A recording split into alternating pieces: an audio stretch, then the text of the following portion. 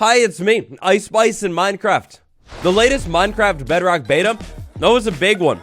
From the brand new editor mode, to the super cool new biome, to banners finally going on shields. There's a lot. Today we're going to take a look at legit like 20 of the biggest changes in the newest beta. Oh, this stuff big. Beginning with this legendary one, Legends the Changes back the day is here. Weeks ago, it was completely removed, stolen from us, taken away out of the game. But now, 1.5 block sneaking, it's officially back, and oh my god, look at this thing.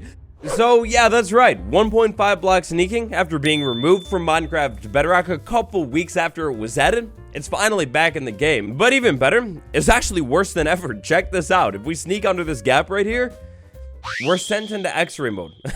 This is the world's easiest X-ray. But let's take that one step farther. Now, I haven't tested this bit quite yet, but I was thinking that if we were to move deep under the world into some kind of pre-existing cave or something, and then set up a simple chamber like this, crouch into it. Aha. Yes, it does definitely work. Easy X-ray unlocked. I don't know about you, but I think that's a pretty magnificent discovery. Now, the interesting thing about this sneaking stuff this time around is that they're taking no chances with this. It will never be removed again, because now short sneaking, it gets its own experimental toggle.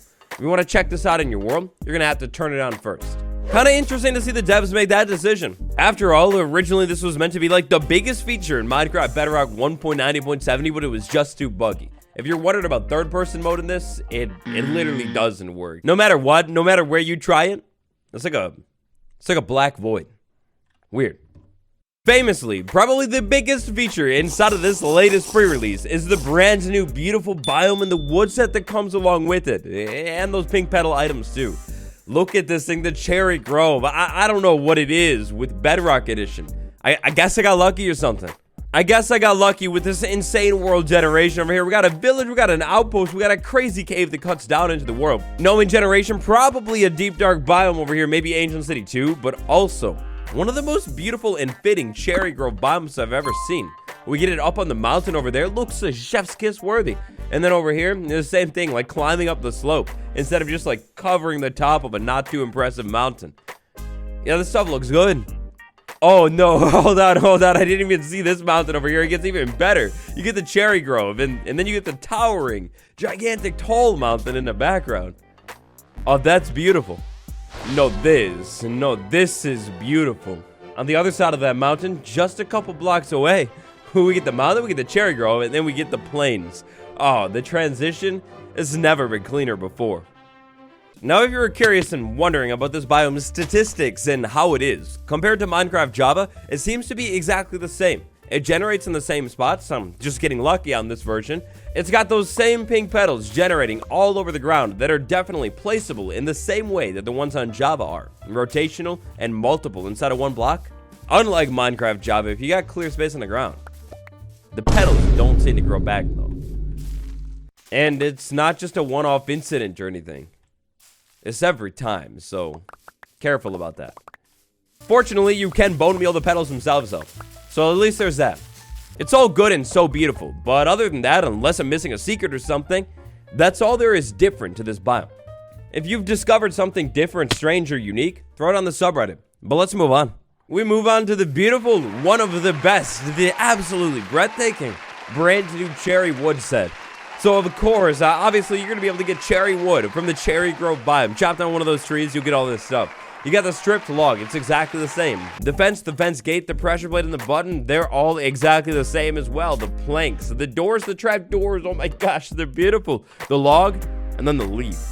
The leaf, and the sign. And these are the only two different things about the cherry wood set. Flashback, throwback. The footage you're experiencing right here is from Wednesday's video.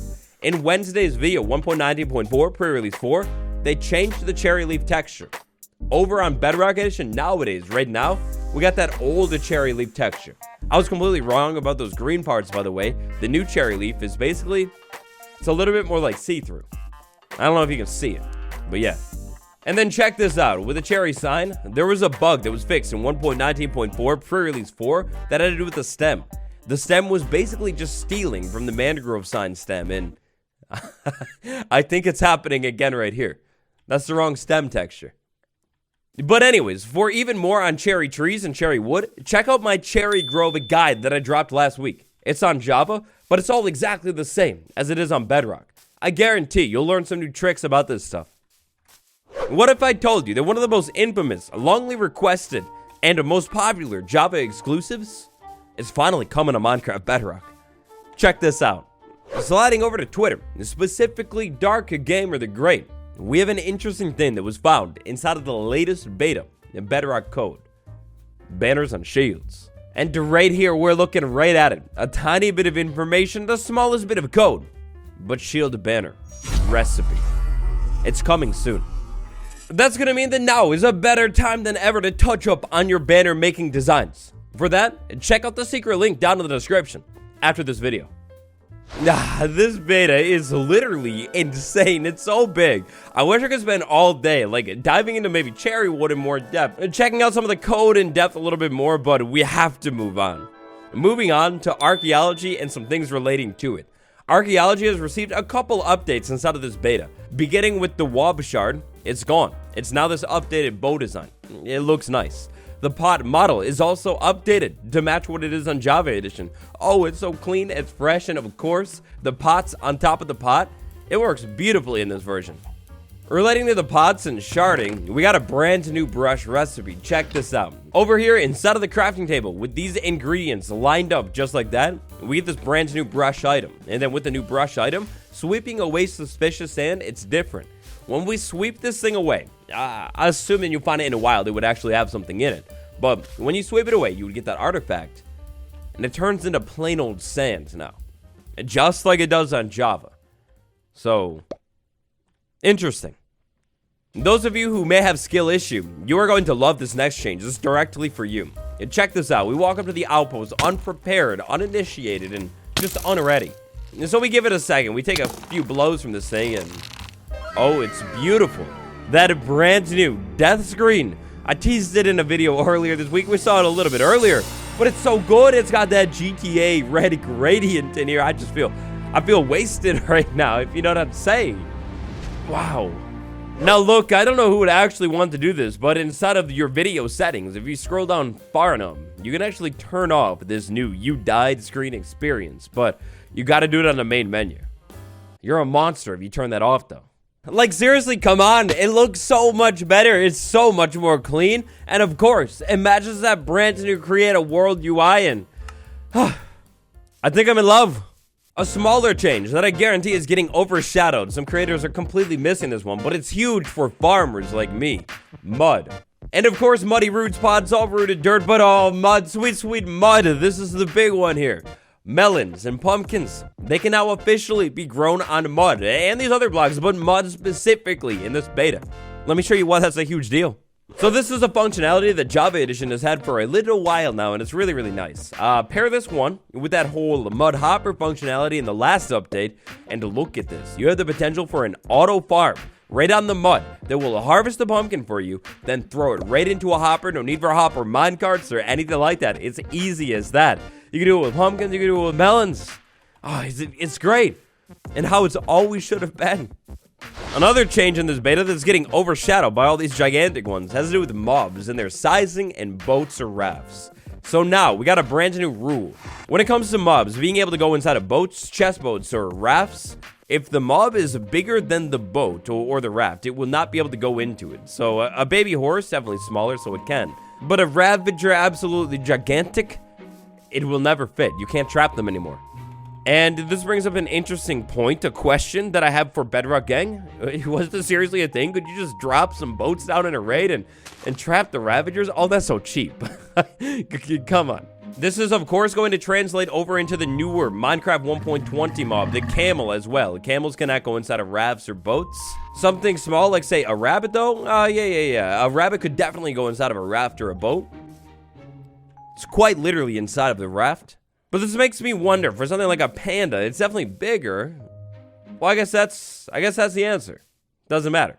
It's interesting. Look, I'm not saying they should remove this functionality, but like, where do you draw the line if you're going to talk about size? The panda is literally hanging off at the back of the raft. Like, I don't know. You tell me, lads. Is the panda bigger than the boat? Or is the boat bigger? Enchantment glints. There's something that is missing. So there are a big focus in the Minecraft 1.19.4 update over on Java Edition. Take a look at this. We have a problem here. Apple. We have a normal apple, we have a golden apple, and then we have the notch apple. But the glint is gone. And nestled deep inside your accessibility settings menu, you're gonna find two brand new settings. We got some new sliders, glint speed and glint strength. Glint speed is gonna speed up that enchantment glint speed. Yeah, glint strength on the other hand, if you're insane, you could actually decrease it, get rid of it even more. Or you could turn it all the way back up. And by raising that beauty back up to 100, you set it at, I think, what it was before. By default, both are 50 now. As some of you legends will probably remember, this enchantment changes. It actually spilled over into the potions as well, and it doesn't look like it's quite made it there quite yet. An easy way to tell about this potion change is, I mean, obviously you can see the glint still, but then the colors. The new night vision potion is like a green, lime green night vision-y color. This one is still blue, so we've got the old potion colors, but I'm sure that change will come soon.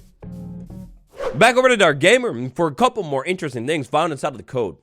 They added translations for the unlocked recipe toast. So this one is actually referring to something that I talked about in an unreleased video. I recorded the video, I never ended up dropping it, but recipe toasts are coming to Minecraft to Bedrock Edition.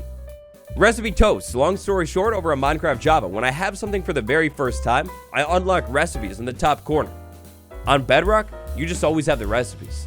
I don't know about you, but it's such a small change, but I love this one. I think it's interesting. For somebody who is newer to the game, this would promote actually, you know, like going around in the world and maybe collecting mangrove wood for the first time, just to see if there are any new recipes. With the addition of bamboo mosaic, I think there's huge opportunity to maybe go back and expand some of the older wood sets with some unique blocks. Maybe every wood set has something unique about it, but you're just gonna have to pick up the wood and unlock the recipe to really figure it out, at least for the first time. Approaching the end of our big update saga today, another one inside of this beta has to do with the emote wheel. It looks like it is finally updated, and also you're gonna have some emotes that are default equipped here. So first things first, this new emote wheel, it is way more Minecrafty than ever before. But unfortunately, for big fans of emotes, you're gonna have quick access to less emotes now. Now, I'm not the biggest emote connoisseur, so I'm not 100% sure, but I do think alongside the addition of this emote stuff, are some of these new, or have these all been here? I don't know. Yeah, maybe they've all been here. Say something nice about emotes. Any percent challenge, speedrun, let's go. I really like how the emotes, or at least some of them, are unlocked through achievements. This is a really cool concept, and I really do wish that one day, or somehow, something like unlocking things from achievements would move over to Java too. Like, even if it was like a recipe instead of a world or something. I don't know. It's a cool idea. Wait a second, did I build the McDonald's arch? I didn't realize that until now. Bedrock Beta 1.90.80.20. It looks like this is going to be a really, really big update, and believe it or not, that's not even all of the beta. Those are just some of the biggest things. There is still one big glaring missed opportunity though, and that comes in the form of trimming of the armor. In game, if we go ahead and slide into the creative inventory excitingly and look up armor trim, unfortunately disappointment is all we find. If we try and look up netherite upgrade, same thing. Same darn thing. However, back to the Legendary Gamer. Armor trims are going to have their own toggle. This is something found inside of the code of this beta. And then it looks like armor trims are coming soon, maybe in the next preview. The names of components can be found in the main files. Trim templates, smithing trim. There's got to be something up with the structures on this version of the game that is making it like way more complex. For example, I don't know what the desert temple is called on this version of the game. I don't know. Is it just the temple? Anyways, you legends, that's all I have for you today. Smash a like on this video for more beta breakdowns like this one. Huge shout out to my patrons, Noodlepork, Bill W, Tanner B, Austin V, and Andrew H. And thank you for the support. Oh, yeah, and of course, you're probably wondering about editor mode. I kind of already made a whole video on that one, so if you haven't seen that yet, check that out. Because that was in this beta too. It's amazing.